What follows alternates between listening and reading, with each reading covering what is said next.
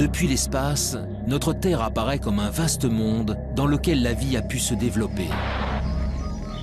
Aujourd'hui, sur la planète bleue, les océans et les continents sont peuplés par des millions d'espèces de plantes, d'animaux, de virus ou de bactéries, et par plus de 7 milliards d'êtres humains.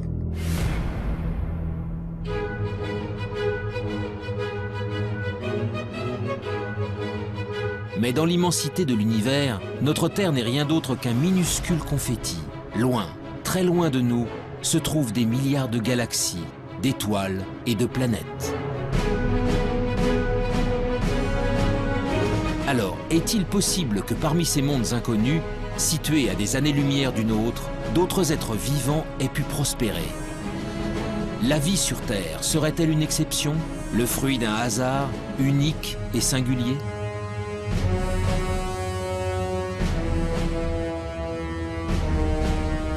Depuis des décennies, astronomes et biologistes scrutent le ciel à la recherche du moindre signe de vie extraterrestre.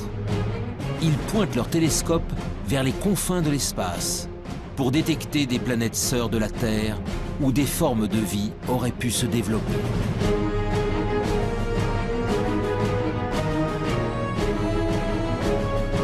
Dans le monde entier, des hommes et des femmes tentent de résoudre enfin l'une des plus grandes énigmes de l'humanité.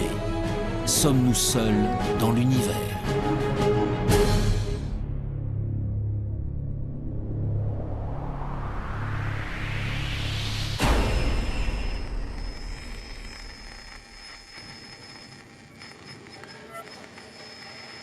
L'existence de la vie ailleurs que sur la Terre alimente depuis longtemps les mythes et les légendes. OVNI, extraterrestres, martiens. Les auteurs de science-fiction ou les témoins d'événements anormaux véhiculent cette idée qu'un jour, une rencontre avec des êtres venus d'une autre planète est possible. Pour découvrir si cette idée relève du fantasme ou de la réalité, c'est l'univers tout entier qu'il faudrait parvenir à explorer. Mais les énigmes qui l'entourent sont nombreuses. Créé lors du Big Bang il y a environ 13,5 milliards d'années, il est tellement vaste que nous n'en connaissons même pas les dimensions. À l'intérieur se trouveraient des centaines de milliards de galaxies, et dans ces galaxies, des centaines de milliards d'étoiles.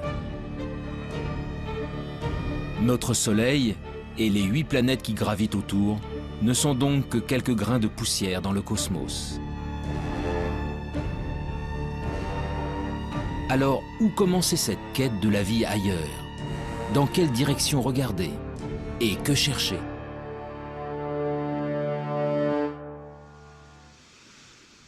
Il y a 50 ans, un ambitieux programme de recherche a tenté le premier de répondre à ces questions.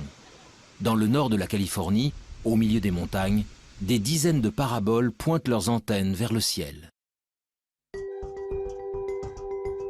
Elles sont le cœur du programme SETI, pour Search for Extraterrestrial Intelligence. Depuis 1960, elles captent 7 jours sur 7 et 24 heures sur 24 les ondes radio en provenance de l'espace. L'objectif, détecter un signal venu d'ailleurs, envoyé par une autre civilisation. Dans l'univers, de nombreux objets célestes produisent des ondes radio. Pour déceler un éventuel message intelligent, les scientifiques tentent donc de capter ceux qui ne ressemblent à rien de connu. Une mission pour le moins ambitieuse, mais dont les chances de succès se révèlent très réduites. Au début, ça a enthousiasmé l'agence spatiale américaine qui a commencé à mettre des télescopes un peu partout. On a Arecibo, puis des champs de télescopes pour essayer de scruter le ciel. Et puis, on s'est aperçu, avec l'augmentation des connaissances, que c'était vraiment un pari comme la loterie. Tout le monde espère gagner, mais il n'y a qu'un gros lot. Là, on ne sait même pas s'il y a un gros lot.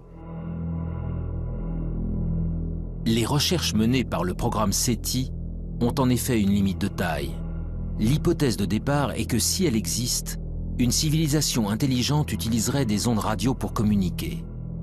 Or, pour de nombreux scientifiques, cette probabilité est extrêmement faible. Et même si c'était le cas, les chances de percevoir de telles ondes émises à des milliers d'années-lumière de nous sont infimes. L'utilisation des ondes radio pour communiquer est quelque chose qui, sur Terre, a à peine un siècle. qui va peut-être durer encore un petit siècle, quelque chose comme ça. Après, on trouvera d'autres systèmes, ça sera câblé, etc. Donc, on n'émettra pas grand-chose autour de soi. Deuxièmement, la puissance d'émission est limitante, puisque, bon, même si on émet beaucoup sur Terre, la puissance émise et rayonnée autour est infinitésimale. Et elle s'affaiblit par rapport progressivement avec la distance. Ce qui fait que pour capter quelque chose, il faut d'abord qu'il y ait quelque chose qui soit émis. Personne, bien entendu, ne sait. Il faut que ce soit émis assez fort, au bon moment, parce qu'autrement on risque de passer à côté. Et il faut qu'on ait des instruments extrêmement sensibles pour être capable de détecter cette émission. Malgré ses limites, le pari du projet SETI fait aujourd'hui encore l'objet de nombreux espoirs. Mais tandis que certains attendent patiemment de recevoir un signal émis par une civilisation intelligente, d'autres spécialistes se sont engagés dans une quête bien différente. Celle de la vie sous toutes ses formes possibles. Sur Terre, elle revêt une multitude de formes, des êtres complexes dotés d'intelligence jusqu'aux végétaux et aux bactéries les plus primitives. Alors, si la vie est apparue ailleurs dans l'univers, à quoi pourrait-elle ressembler? Pour le savoir, il faut d'abord définir précisément ce qu'est le vivant, et surtout connaître en détail les ingrédients essentiels à son apparition. Mais on a beaucoup de mal à définir la vie. Et généralement, on ne sait pas définir de façon extrêmement stricte la vie. Je prends un exemple simple. Un grain de sable, c'est pas vivant, ça tout le monde est à peu près d'accord pour le dire, comme un gros caillou. Bon. Nous, on est vivants, on est tous à peu près d'accord pour le dire. Un virus, on ne sait pas trop si c'est vivant ou pas. On ne sait pas où mettre la définition. Donc on a un problème de limite. Le principe de base de tout être vivant est sa capacité à se diviser, à croître et à transmettre de l'information à sa descendance pour évoluer. Pour chercher si la vie a pu se développer sur une autre planète, des chercheurs tentent de découvrir comment elle y est parvenue chez nous, sur la Terre. Leur objectif ? Remonter au premier temps de l'histoire de notre planète pour connaître les formes de vie les plus simples qui peuvent exister. Des formes de vie qui pourraient être à l'origine de toutes les autres.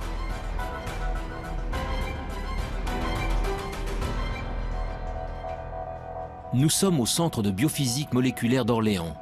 Ici, la géologue Frances Westall et son équipe étudient d'étranges cailloux, des roches d'origine volcanique, vieilles de plusieurs milliards d'années. Dans les deux roches qu'on a ici, il y a une roche qui vient d'Australie.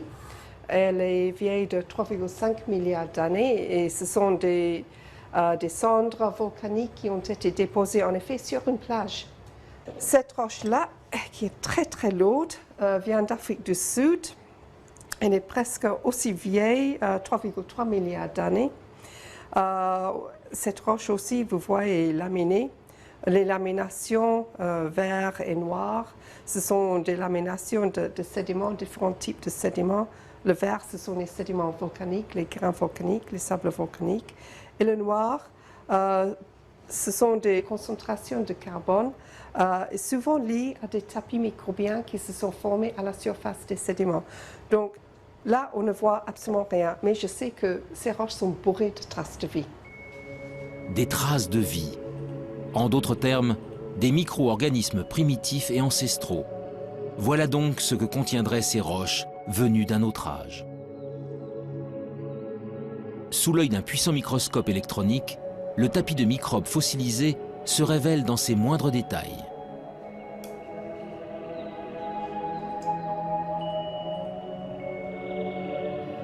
Oui, ici on voit tous les filaments qui ont formé la surface de ce tapis. Tous les filaments sont en orientation, comme ça. Comme si elles ont été entraînées dans un flux d'eau. Il s'est formé sur la plage, dans une petite ruisseau qui sortait d'une source hydrothermale. Et en effet, c'est l'écoulement de ces fluides riches en silice de la source hydrothermale qui a tué le tapis et l'a fossilisé. C'est le plus vieux tapis microbien vraiment bien préservé en 3 dimensions. Il n'existe pas un autre exemplaire au monde pour le moment. Ces bactéries filamenteuses de quelques micromètres de long sont donc les êtres vivants les plus primitifs jamais découverts. Des organismes simples, à partir desquels ont peut-être évolué les millions d'espèces qui peuplent aujourd'hui la Terre. Ailleurs dans l'univers, c'est aussi à ça que pourrait ressembler la vie. Mais pour espérer la découvrir, il faut répondre à une autre question essentielle. Comment ces microbes sont-ils apparus il y a 3,5 milliards d'années? En d'autres termes, comment, sur Terre, sommes-nous passés de matériaux inertes à des êtres animés d'un souffle de vie? On n'a pas les réponses sur Terre. Et je ne suis pas sûr qu'on puisse la trouver un jour sur Terre. Bien sûr, on la cherche. On cherche surtout à dire, est-ce qu'on a des chances de la trouver? Par des expériences de chimie de laboratoire ou par de la géologie en allant plus loin. Mais là, il y a un trou. Et donc ce trou-là, l'apparition de la vie, le passage de l'inerte au vivant, actuellement, on ne sait pas y répondre. Et c'est tout le thème de la recherche de l'exobiologie et de l'origine de la vie. L'instant décisif où la vie a fait son apparition pour la toute première fois restera longtemps encore un mystère. Mais depuis plusieurs décennies, les biologistes ont malgré tout avancé à pas de géant dans leur compréhension de l'émergence du vivant. Tout a commencé en 1953, avec une expérience inédite réalisée par Stanley Miller, un jeune chimiste de l'Université de Chicago. Stanley Miller a fait une expérience. Il a dit, je vais prendre des ingrédients, comme si c'était de l'atmosphère primitive, et puis je vais faire des décharges électriques dedans, et je vais voir ce qui se produit. Et c'est comme ça qu'il a fait une des premières démonstrations, et la première démonstration historique, qu'à partir d'éléments simples, le gaz carbonique, CO2, l'eau, H2O, l'ammoniac, NH3, ou l'azote, N2, donc des éléments simples, communs, etc., avec des éclairs électriques, en refroidissant, on était capable de produire des molécules comme celles qui fabriquent la vie telle que nous la connaissons, des acides aminés. Les acides aminés sont considérés comme les briques du vivant, des éléments primordiaux à la base de chaque organisme, du plus simple au plus complexe. Sur Terre, ils sont au nombre de 20. En s'assemblant les uns aux autres, ils forment les protéines, de longues molécules qui composent les cellules et assurent toutes les fonctions de l'organisme. Pour la première fois, Stanley Miller démontre que ces molécules peuvent se former spontanément à partir d'éléments simples. Du carbone, de l'hydrogène, de l'oxygène, de l'azote, du phosphore, du soufre. Des atomes présents partout à la surface de la Terre et qui réagissent entre eux lorsqu'ils sont soumis à un intense apport d'énergie. Il y a plus de 4 milliards d'années, les prémices de la vie sur notre planète seraient donc sans doute apparues ainsi. Mais alors, ce même phénomène a-t-il pu se produire ailleurs dans l'univers? D'autres astres ont-ils un jour été le siège de telles réactions chimiques? Le 28 septembre 1969, une météorite s'écrase dans le sud de l'Australie. Baptisé météorite de Murchison, du nom du village voisin, ce caillou tombé du ciel va révolutionner notre conception des origines de la vie. Dans la météorite de Murchison, on a trouvé 70 acides aminés différents. Donc on sait pas, ils ne sont pas terrestres. Ils ont été produits chimiquement quelque part. Des acides aminés semblent donc pouvoir être fabriqués ailleurs que sur Terre. Pour découvrir où dans l'univers de telles réactions chimiques auraient pu se produire, direction la région parisienne, au sein du prestigieux Institut d'astrophysique spatiale.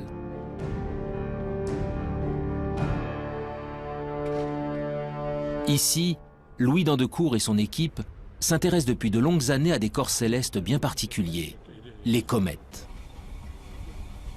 En ce qui concerne les comètes, eh bien disons, ce sont au moment de la formation des planètes, tout ne s'est pas formé en planètes, il est resté énormément de micro-planètes qui ne se sont pas complètement formées, qui se sont agrégées.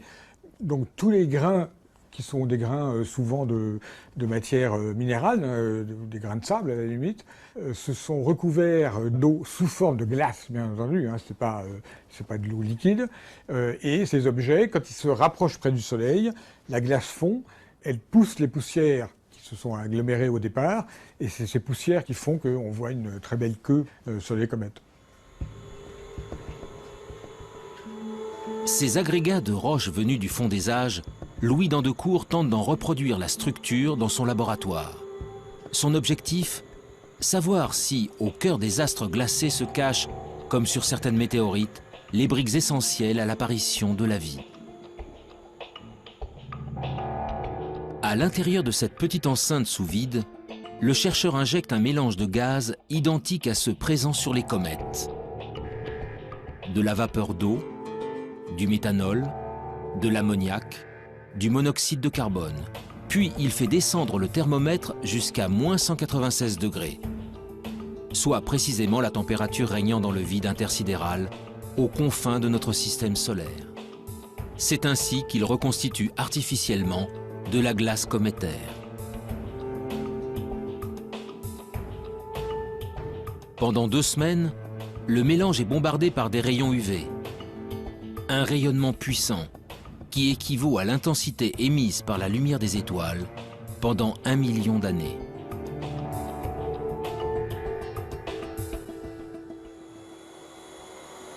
En fait, on est dans la même configuration qu'il y a 2 semaines. On a arrêté la lampe qui produit les photons et on est prêt maintenant à sortir l'échantillon qui se trouve toujours dans le cryostat. Sous l'effet de cet apport d'énergie, les glaces subissent d'intenses transformations chimiques. Après analyse, les échantillons révèlent alors la présence d'acides aminés. On a en fait une sorte d'extension de l'expérience de Miller à des systèmes solaires entiers, si vous voulez, d'une certaine manière. Eh bien, c'est quand même un très gros encouragement parce qu'on pourrait généraliser l'expérience de Miller à d'autres systèmes stellaires qu'on observe, en fait. On fait une expérience de Miller qui est valide à l'échelle cosmique. Les acides aminés, les briques fondamentales du vivant, se formeraient donc spontanément au cœur des comètes. Il y a bien longtemps, c'est peut-être même grâce à ces corps célestes que les premiers d'entre eux sont arrivés sur notre planète. Selon certains spécialistes, la vie sur Terre pourrait ainsi avoir une origine extraterrestre, une origine cométaire. Cette découverte est un grand pas dans la recherche de la vie ailleurs, car si les comètes ont pu ensemencer la Terre, elles ont peut-être également apporté des acides aminés sur d'autres planètes. Les premiers ingrédients indispensables à la vie pourraient donc se trouver n'importe où dans l'univers. Mais malgré tout, la présence d'acides aminés n'est pas forcément synonyme de vie. Alors les acides aminés sont encore des molécules un peu simples. Et quand vous prenez les acides aminés et que vous les raboutez bout à bout, si vous en mettez plusieurs centaines, vous commencez à avoir des petites protéines. Donc on peut essayer de comprendre ce qui se passe pour fabriquer des molécules de plus en plus complexes, molécules qui seraient capables de s'auto-reproduire à un moment, ce qu'on appelle de l'autoréplication, et puis finalement de s'auto-organiser et donc de créer par exemple des longues chaînes moléculaires qui sont à la base du vivant.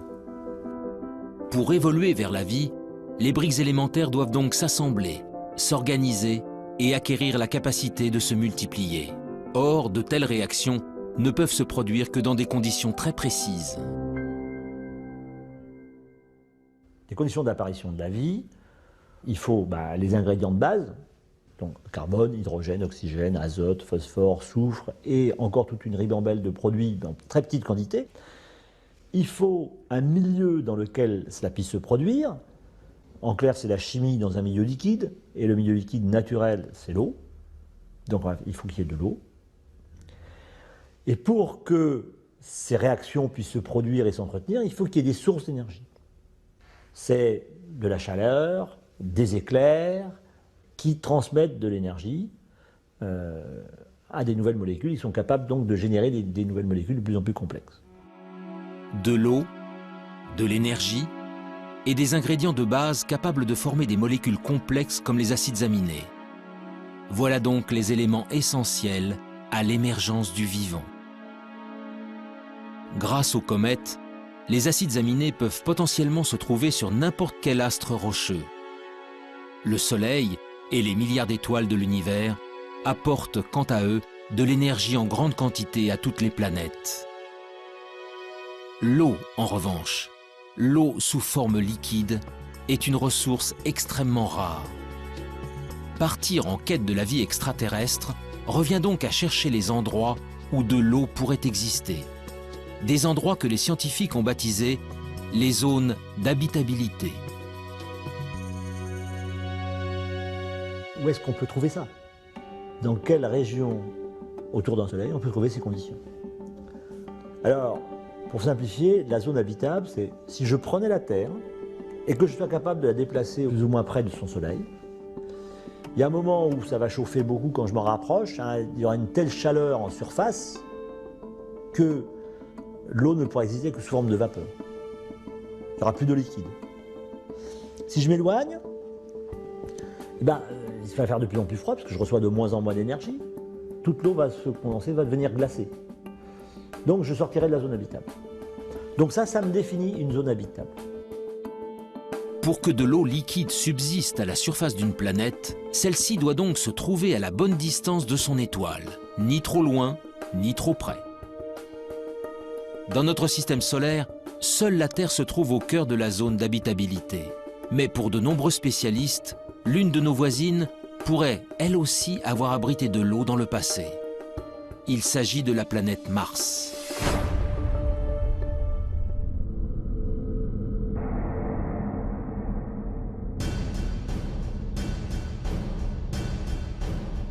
Aujourd'hui, Mars est un désert hostile et froid. À sa surface, une atmosphère toxique et un désert rouge battu par des vents violents. Mais en se rapprochant, les traces d'un passé bien différent se révèlent. Des fleuves asséchés, des canyons, des deltas. Autant d'indices démontrant qu'autrefois, l'eau coulait à flot sur la planète rouge. Mars est en réalité à l'extrême limite de la zone habitable de notre Soleil. Il y a plusieurs centaines de millions d'années, elle était ainsi recouverte d'un vaste océan. Alors, cette eau aurait-elle permis à une vie extraterrestre de s'y développer? Et si oui, des organismes vivants ou fossilisés subsistent-ils encore quelque part? Depuis quelques décennies, la planète Mars fait l'objet de toutes les attentions. Américains, Russes, Européens y ont déjà envoyé près de 50 missions pour en percer les mystères. La dernière en date s'appelle Curiosity.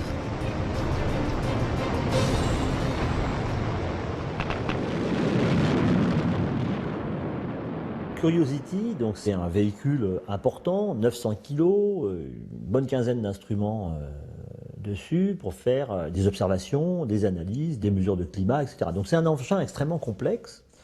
L'objectif premier de Curiosity, c'est de déterminer les conditions qui ont pu exister lorsque le cratère dans lequel il est tombé a été formé, et depuis qu'il a été formé. Donc c'est un peu déterminer les conditions d'habitabilité. Est-ce que la planète a connu une période humide? Est-ce qu'elle a duré assez longtemps? Et qu'est-ce que ça a produit au niveau de la géologie? Le rover Curiosity est commandé à distance par des équipes de la NASA en Californie. Mais en France, toutes les nuits, des scientifiques travaillent en temps réel avec leurs homologues américains. Nous sommes au Centre national d'études spatiales de Toulouse. Éric Lorigny est le responsable du FIMOC, le French Instrument Mars Operations Center. Dans la salle de contrôle, vaste cœur opérationnel, il dirige avec son équipe le fonctionnement de 2 instruments embarqués sur Curiosity.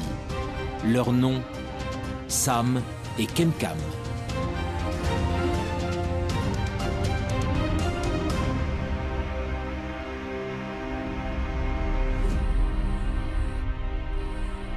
L'instrument ChemCam est un instrument qui envoie un laser sur des roches Donc il envoie la puissance d'une centrale nucléaire sur 1 cm². Donc ça crée une explosion momentanée, mais très petite, sur la roche. Ça la met en fusion et la lumière émise par cette roche en fusion est analysée ensuite par des spectromètres qui permettent de savoir exactement la nature de la roche. L'instrument SAM, il analyse, donc il récupère des échantillons et il peut analyser soit de l'atmosphère, soit des échantillons solides et après déterminer là très finement la nature exacte de ce qu'il y a à l'intérieur de ces roches ou de cette atmosphère.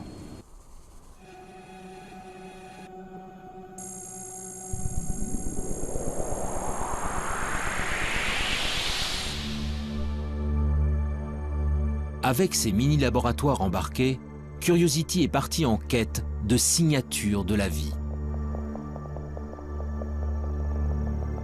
Très vite, ses premières analyses confirment que de l'eau a bel et bien coulé autrefois à la surface de la planète rouge. Mais pour naître et pour se développer, la vie a besoin de millions d'années. Alors, le précieux liquide est-il resté suffisamment longtemps? Pour le savoir, Curiosity a déployé son bras robotisé pour creuser le sol martien. Nous avons fait 2 forages à l'intérieur de la planète Mars. Donc ce sont des trous de 6 cm à peu près de profondeur et qui font le diamètre d'une pièce de 1 centime. Voilà. Et ces 2 forages que nous avons faits nous ont permis de découvrir de l'argile et de l'argile dans un milieu sans oxygène où la vie pourrait naître. L'argile est le fruit d'une longue dégradation de la roche par de l'eau. Sa présence est donc la preuve irréfutable que l'eau liquide a existé pendant longtemps sur le sol martien. Mais si la vie est un jour apparue sur la planète rouge, il est impossible qu'elle subsiste aujourd'hui en surface. Car Mars est en permanence soumise aux rayons cosmiques venus de l'espace.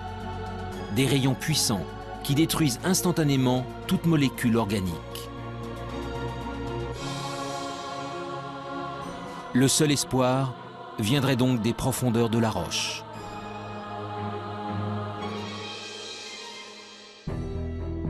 Le 8 février 2013, à quelques centimètres sous la surface, Curiosity a mis en évidence la présence d'un monde plus hospitalier. Des roches gris-vert, non oxydées, bien à l'abri des rayonnements nocifs. Pour l'heure, le rover n'y a décelé aucune trace de vie, ni même d'acides aminés. Mais ces premiers indices ont encouragé les scientifiques à poursuivre leur quête. Bientôt, un nouveau robot encore plus performant prendra la relève de Curiosity. Son nom, ExoMars. Développé par l'Agence spatiale européenne, son lancement en direction de Mars est prévu pour 2018. Mais cela fait déjà 10 ans que les chercheurs du Centre d'études spatiales de Toulouse travaillent à la fabrication de ce rover à la pointe de la technologie. Le planétologue Pierre-William Bousquet est à la tête des opérations. On considère que la vie, si elle existe encore dans le sous-sol, doit être au moins enfouie à 1 mètre, 1 mètre 50. Donc Curiosity, sa foreuse ne permet pas d'aller aussi profondément. Et de ce point de vue-là, il faudra attendre la mission ExoMars, qui est équipée d'une foreuse qui sera capable de creuser jusqu'à 2 mètres de profondeur pour trouver des formes de vie fossiles qui seraient mieux conservées et éventuellement trouver des formes de vie au présent s'il en existe encore. Cette foreuse permettra à ExoMars d'effectuer des prélèvements réguliers à une profondeur jamais atteinte. Grâce à une batterie d'instruments embarqués, il analysera ensuite les échantillons, en quête du moindre indice de vie actuelle ou fossilisée. En attendant que la planète rouge ne livre tous ses secrets, la recherche de la vie extraterrestre continue ailleurs dans le système solaire.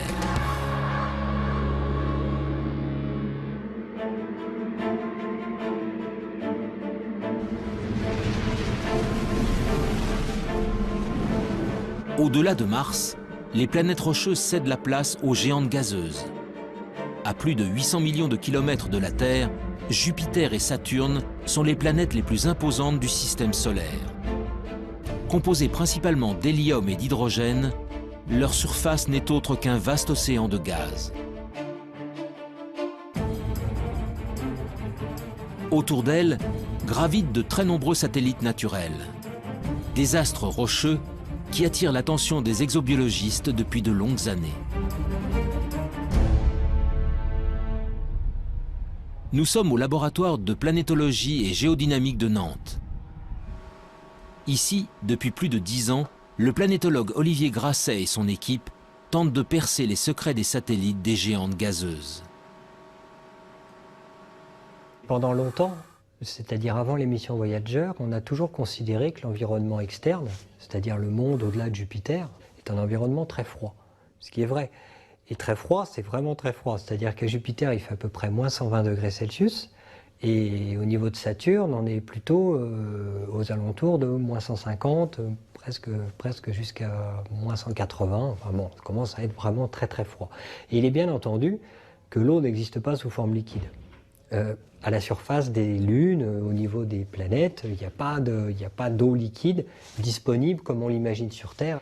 Mais ce qui est vrai en surface n'est pas vrai en profondeur. Loin, bien loin du Soleil, les satellites des géantes gazeuses sont pour la plupart recouverts d'une épaisse couche de glace. Mais en 1979, la sonde Voyager 1 découvre Europe, la 6e lune de Jupiter. Les clichés révèlent alors une surface extrêmement lisse, la plus lisse de tout le système solaire, parcourue par de mystérieuses lignes sombres. 15 ans plus tard, la mission américaine Galileo livre des photos en haute résolution et vient approfondir ses observations. Une façon assez simple de l'expliquer, c'est quand on a des poches liquides en dessous. C'est beaucoup plus difficile à expliquer si on n'a que du solide en dessous. Il y a aussi des très grandes fractures, plusieurs milliers de kilomètres à la surface. Et ces fractures, en fait, on a pu voir qu'elles n'étaient pas faites de glace pure, mais qu'elles étaient faites avec un mélange de glace et de sel. Donc ça, c'est évidemment quelque chose qui très rapidement nous a fait penser, en dessous, il y a peut-être un océan liquide avec des sels, un océan salé.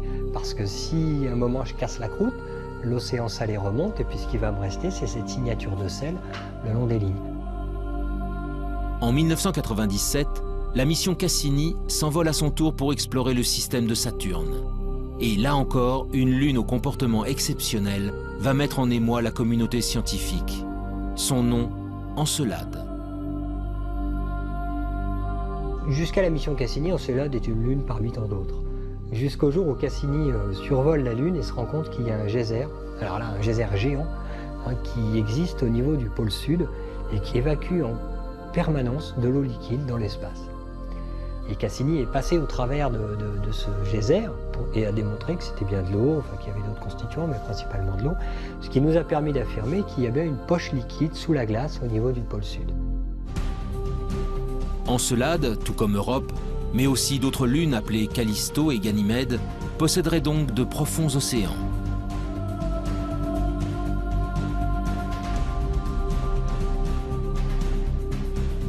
Mais cette eau est enfouie sous des kilomètres de glace dans l'obscurité la plus totale.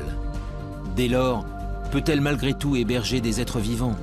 Sans aucun apport de lumière, la vie est-elle capable de subsister? En parallèle à l'exploration spatiale, on a poursuivi avec des moyens nouveaux l'exploration de la Terre, d'autres disciplines scientifiques. Et ils ont découvert qu'il y avait des organismes, des micro-organismes essentiellement, mais même des organismes supérieurs, qui vivaient dans des conditions tout à fait particulières. Et ils ont appelé ça des extrémophiles. Donc ça voulait dire que la vie aurait pu exister et se développer sur ces corps célestes dans des conditions beaucoup plus larges que les conditions physiques qu'on connaissait au départ sur la Terre. Pour les spécialistes, ces organismes ultra résistants seraient donc capables de survivre dans les océans enfouis des satellites glacés. Mais pour que de telles formes de vie apparaissent, un autre élément se révèle essentiel. Cette eau liquide doit être en contact avec des roches, de la matière minérale susceptible d'apporter les molécules de base à la chimie du vivant. Une nouvelle question s'est alors posée aux scientifiques. Ces océans profonds repose-t-il bel et bien sur un fond rocheux?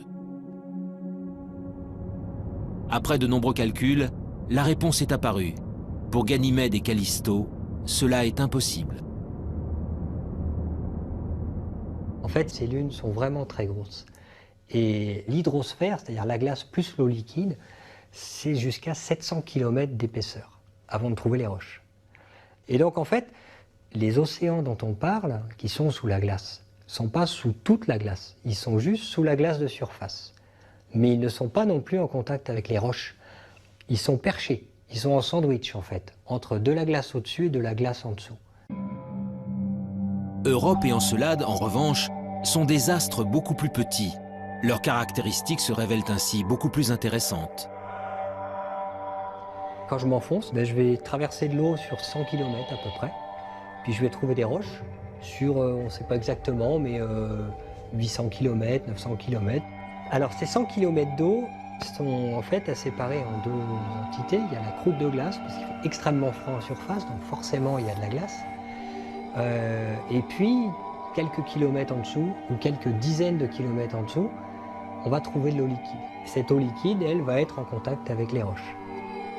Sur Europe et Encelade, tous les ingrédients semblent réunis pour que la vie puisse se développer. Alors, allons-nous un jour découvrir des êtres vivants dans les entrailles de ces lunes gelées? Des micro-organismes identiques à ceux présents sur Terre, au fin fond des océans?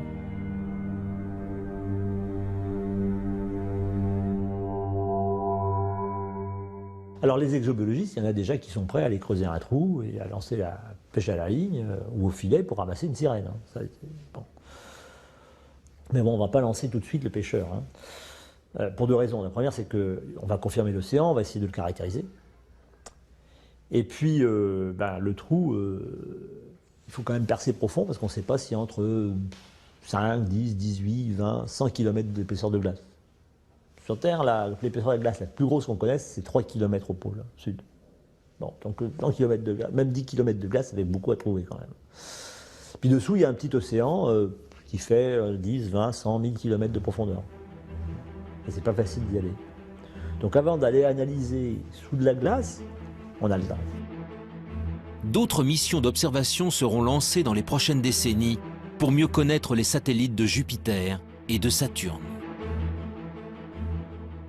Ce n'est qu'après que l'homme ira y creuser pour découvrir enfin si nous sommes vraiment seuls dans le système solaire.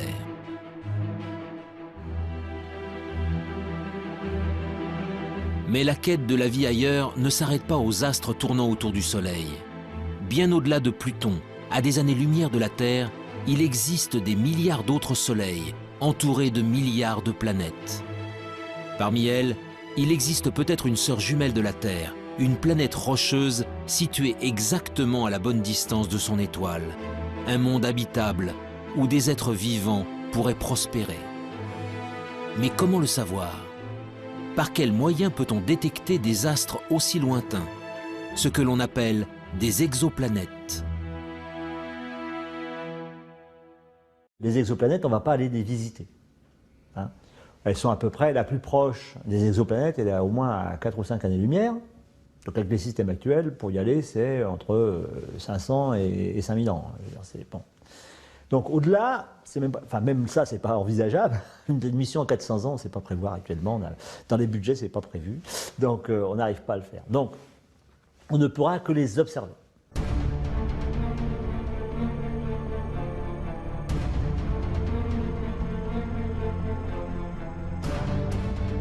Depuis plus de 10 ans, les astronomes du monde entier pointent donc leurs télescopes vers les confins de la galaxie. La traque des exoplanètes est aujourd'hui l'un des domaines majeurs de l'exobiologie.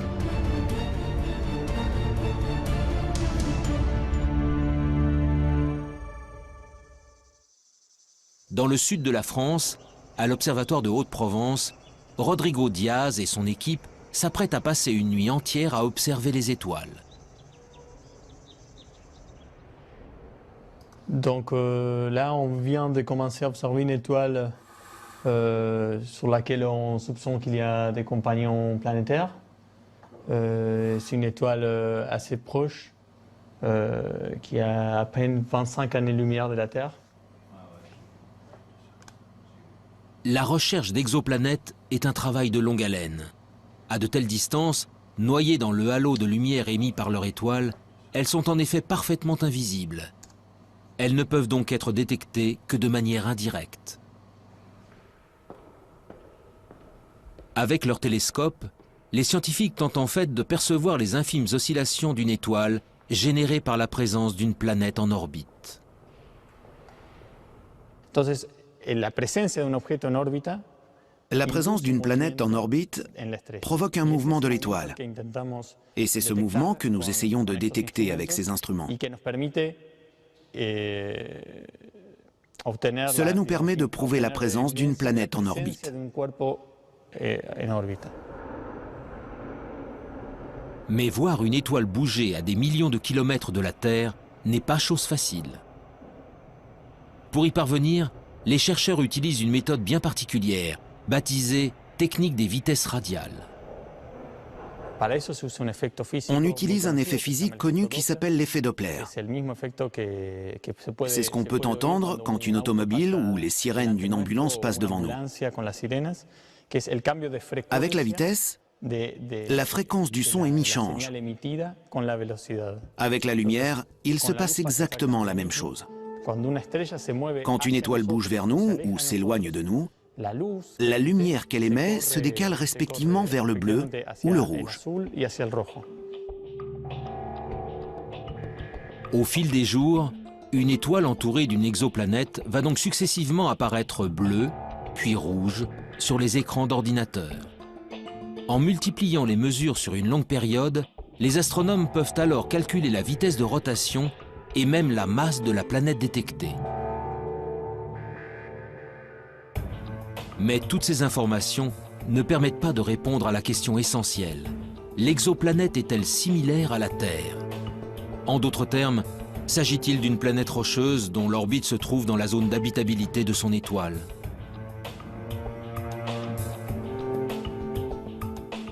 Pour le savoir, il faut recourir à une autre méthode d'observation et s'extraire de l'atmosphère terrestre qui trouble la vision. En 2006, l'Agence spatiale européenne a ainsi lancé un nouveau satellite. Son nom, COROT. Quelques années plus tard, il fut suivi par un autre appareil mis au point par la NASA et baptisé Kepler. Ces deux engins à la pointe de la technologie sont de véritables chasseurs d'exoplanètes. Les yeux rivés vers l'espace, ils scrutent simultanément des dizaines de milliers d'étoiles. Leur objectif, détecter la survenue de mini-éclipses.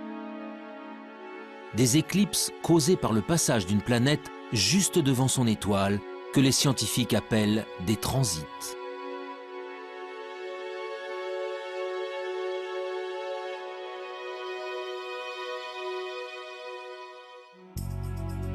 En combinant les données obtenues par les satellites à celles recueillies depuis le sol, les scientifiques peuvent alors mieux connaître la nature des planètes détectées.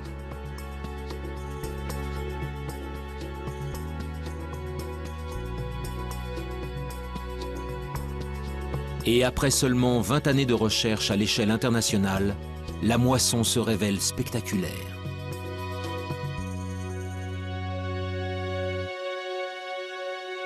Donc actuellement, on a détecté, alors ça change tous les jours, mais on est à 888 planètes extrasolaires. Et puis, je pense que dans les cartons de COROT, il y a encore 400 planètes qui doivent être à peu près déterminées. On soupçonne qu'elles existent, mais elles ne sont pas formellement démontrées. Et pour Kepler, on doit être autour de 1500 planètes dont on attend de pouvoir confirmer, parce qu'il faut différentes méthodes pour confirmer. La plupart sont des planètes gazeuses qui font 3, 4, 5, 10 fois la masse de Jupiter. Jupiter, c'est 300 fois la masse de la Terre. Hein, donc. Par la méthode des transits et par d'autres méthodes, on a réussi à détecter des planètes qui font à peu près 10 fois la masse terrestre. Donc on a découvert des planètes qui étaient telluriques, rocheuses. Parmi la multitude d'astres décelés, une douzaine de planètes rocheuses suscitent un intérêt tout particulier. Gliese 581G, Kepler 62e, HD 40307G. Derrière ces noms presque imprononçables se cachent des planètes situées selon toute vraisemblance au cœur de la zone d'habitabilité de leur étoile. Aux confins de la galaxie, ces cousines de la Terre possèdent donc peut-être une atmosphère, un océan d'eau liquide et tous les ingrédients nécessaires à la vie.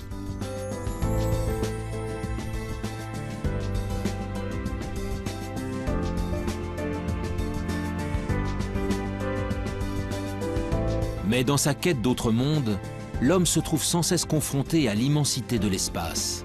En effet, comment savoir si l'une d'elles héberge effectivement des êtres vivants? Comment détecter une forme de vie à sa surface, à des dizaines d'années-lumière de distance? Ces questions trouveront peut-être un jour des réponses grâce à une nouvelle génération d'instruments.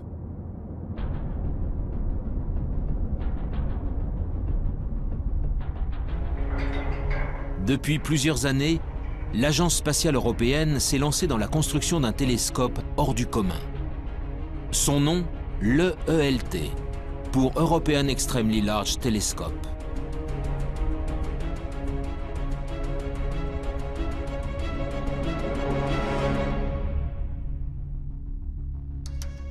Avec son miroir de 39 mètres de diamètre, il sera 10 fois plus sensible que les télescopes actuels. Sa mise en service n'est pas prévue avant 2020. En attendant, les scientifiques européens s'activent pour construire et assembler chacun des 800 segments qui composeront le gigantesque miroir.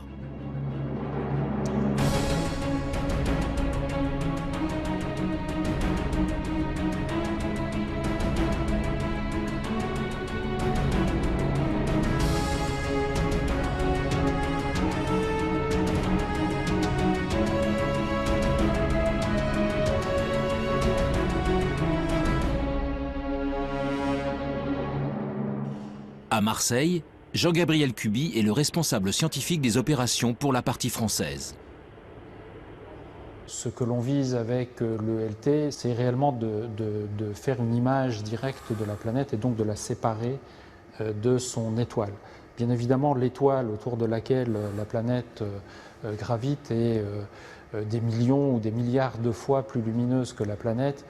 Et donc, la difficulté de la technique consiste à isoler le mieux possible la lumière qui vient de l'étoile de manière à pouvoir distinguer la planète. Donc c'est ce qu'on appelle l'imagerie directe. La quête ultime est d'arriver un jour à réaliser des images de planètes relativement semblables à la Terre, en tout cas de même taille, et on espère également pouvoir donc caractériser les atmosphères de ces planètes. Dans sa chasse aux planètes sœurs de la Terre, l'EELT sera appuyé par un autre projet tout aussi ambitieux, le James Webb Space Telescope, développé par la NASA. Lui ne scrutera pas le ciel depuis le sol, mais depuis les confins du système solaire, à 1,5 million de kilomètres de la Terre.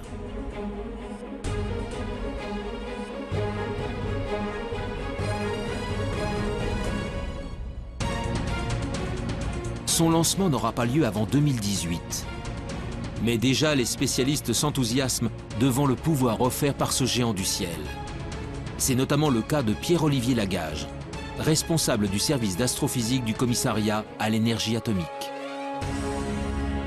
Grâce à un grand télescope, on peut aller voir ce qui se passe vraiment tout près d'étoiles dans son proche environnement, notamment regarder leur atmosphère, voir quelle est la composition chimique. On pourra même voir s'il y a des vents dans ces atmosphères d'exoplanètes. Alors évidemment, on commencera par les plus grosses, les géantes, plus faciles à observer, mais aussi on essaiera d'observer les atmosphères de super-Terre, et si jamais on a de la chance, eh bien, on cherchera des signatures biologiques dans ces atmosphères, type ozone, oxygène. Les signatures biologiques sont des gaz ne pouvant être produits que par des êtres vivants. L'ozone et l'oxygène, par exemple, appartiennent à cette catégorie. Si un jour le James Webb Space Telescope ou l'EELT parviennent à en détecter, si leurs observations sont confirmées et irréfutables, alors nous pourrons enfin dire que nous ne sommes pas seuls dans l'univers.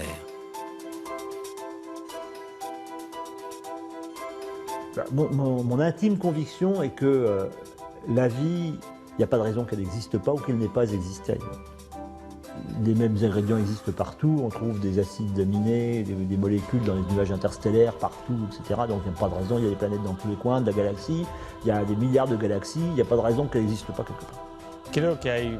Je crois qu'il y a beaucoup de possibilités et qu'une réponse au moins préliminaire à cette question, à la question de savoir si nous sommes seuls dans l'univers, peut être donnée dans un temps relativement court, c'est-à-dire 20 ou 30 ans.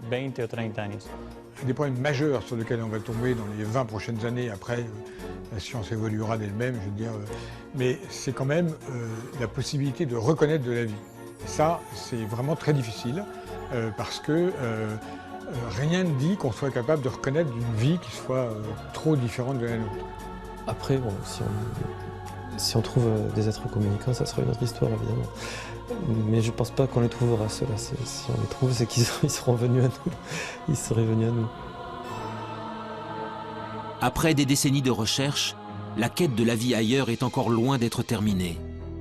Animés par leurs convictions sans faille, les scientifiques continuent de scruter le ciel, encore et encore. Un jour, quelque part dans l'immensité de l'espace, d'autres êtres vivants seront peut-être enfin découverts. Si cela arrive, la Terre, notre Terre, ne serait alors plus un joyau solitaire, mais une planète parmi d'autres abritant la vie dans l'univers.